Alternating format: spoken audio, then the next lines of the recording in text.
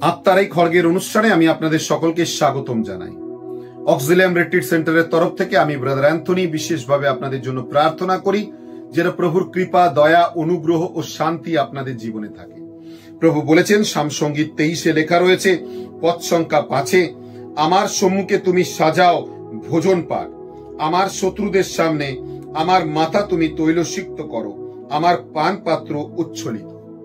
সত্যি তুমি আমাকে অনেক প্রেম করো, যার প্রেমের কারণে প্রত্যেকটি শয়তান শত্রু কে তুমি তার সম্মুখে তুমি আমাকে উচ্চকৃত করে থাকো।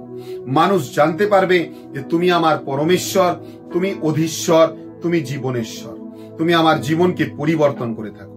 এই সময় তিনি চান যেন তিনি আমার এবং আপনার জীবনে তার অনুগ্রহ, কৃপা এবং দয়া দিতে পারে।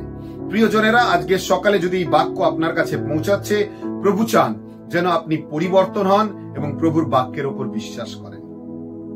শেয়ার করুন, কমেন্ট সেকশনে আসুন, কমেন্ট অবশ্যই লিখুন। যুক্ত থাকার জন্য অজস্র ধন্যবাদ। ঈশ্বরের কৃপা, অনুগ্রহ আপনাদের জীবনে থাকুক। আসুন না আমরা প্রভুর রাজ্যকে বিস্তার করার জন্য এগিয়ে আসি। সকলকে জয় যিশু।